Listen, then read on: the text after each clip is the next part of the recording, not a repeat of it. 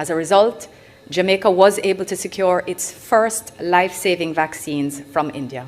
We are deeply grateful and remain so to the government and people of India, led by His Excellency Sri Narendra Modi. मेरा ख्याल था कि शायद वो अपनी तकरीर में इसका जिक्र नहीं करेंगी, इस दफ़ा थोड़ा सा मोहतात रवैया इख्तियार करेंगी, लेकिन उन्होंने उनसे रहा नहीं गया और उन्होंने पाकिस्तान का जिक्र कर ही डाला। In the 1971 War of Liberation, we endured an extreme form of genocide.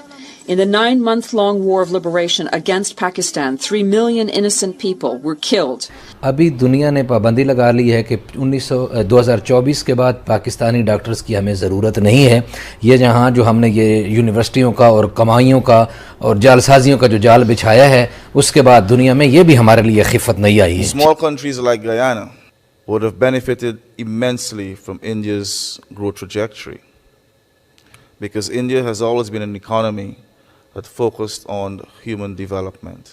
जो है कोविड-19 में किस तरह वैक्सीन्स पहुंचाई दुनिया भर में। बांग्लादेश इस वक्त जो है पाकिस्तान से तो कहीं आगे है। उसमें उन्होंने कह दिया कि जी 3 मिलियन बंगाली मारे गए या उसमें हलाक हुए उस स्ट्रगल में, और सारा जो है ये पाकिस्तान की फौज नहीं।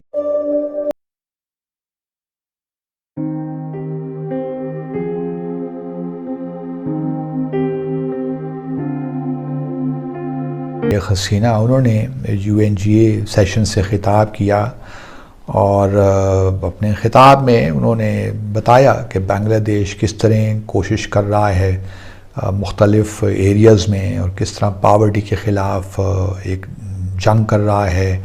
क्लाइमेट चेंजेस की भी उन्होंने बात की, लेकिन देखता मैं यही हूँ कि शेख हसीना एक पॉलिटिशियन तो हैं, लेकिन एक बस बाज़ लोग इवॉल्व होते हैं और वो स्टेट्समैन या स्टेट्सवुमन बन जाते हैं, लेकिन मुझे लगता नहीं है, क्योंकि शेख हसीना साहबा ने तकरीर बड़े अच्छे अंदाज से की, लेकिन जब उन्होंने, और मेरा ख्याल था कि शायद वो अपनी तकरीर में इसका जिक्र नहीं करेंगी, इस दफ़ा थोड़ा सा मोहतात रवैया इख्तियार करेंगी, लेकिन उन्होंने उनसे रहा नहीं गया और उन्होंने पाकिस्तान का जिक्र कर ही डाला।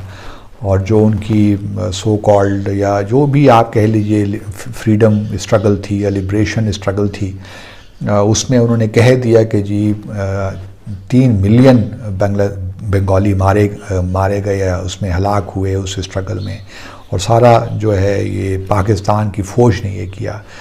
तो इसका मुझे नहीं समझ आती कि क्यों शेख हसीना इससे जो है इस तारीख़ के इस वर्क को क्यों उल्टा नहीं सकती, पलट नहीं सकती।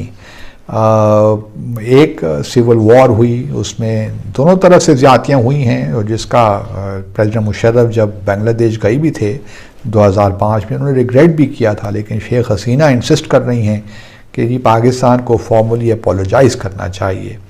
अब जब तक, और ये भी बात सामने रहे कि 8 या 10 अप्रैल 1974 का जो ट्राईपार्टाइट एग्रीमेंट है पाकिस्तान, बांग्लादेश और भारत का, उसमें जो आर्टिकल 16 है वो बड़ा क्लियर है कि माजी को भूल कर अब आगे चलें, लेकिन उसके बावजूद भी प्रेसिडेंट मुशर्रफ जब गए थे बांग्लादेश तो उन्होंने रिग्रेट ज़रूर किया था।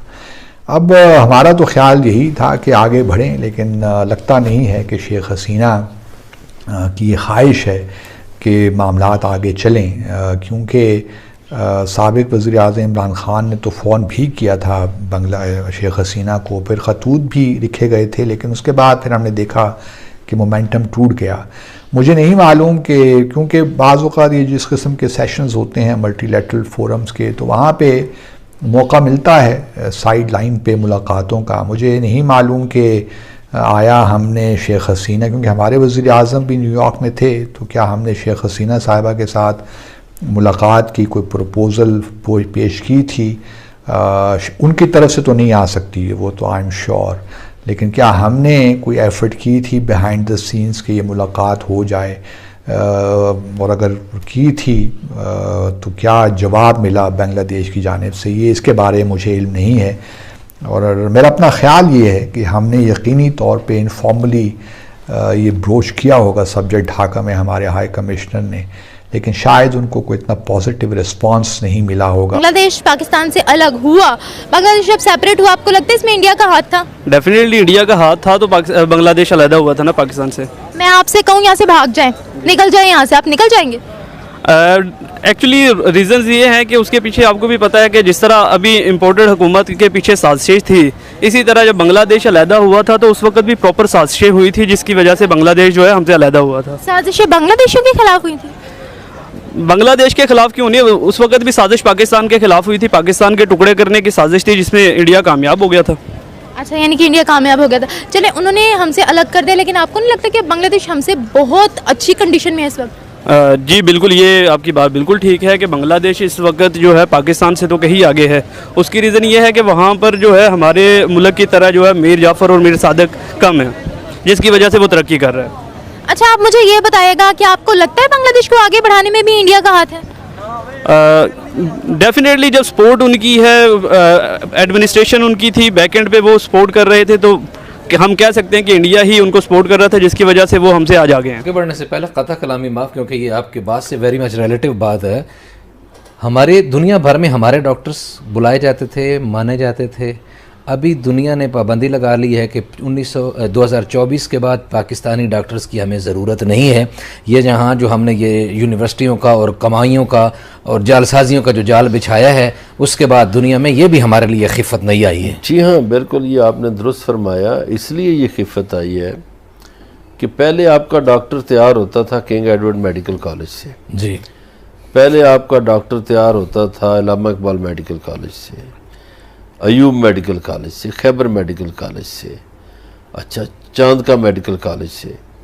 अब आपका डॉक्टर तैयार हो रहा है अल्लाह रहम मेडिकल कॉलेज से और फलाने मियाँ मेडिकल कॉलेज से, और वहाँ दाखिला लेने के लिए जरूरत मेडिकल कॉलेज से दाखिला लेने के लिए पढ़ने की ज़रूरत नहीं है, नंबर लेने की ज़रूरत नहीं है। वहाँ आप कमरा बनवा दें, हॉस्टल बनवा दें, 25-30 लाख 50 लाख की फाइनेंसिंग कर दें, आप डॉक्टर। आपकी जहानत या काबिलियत की जगह पैसा आ गया है।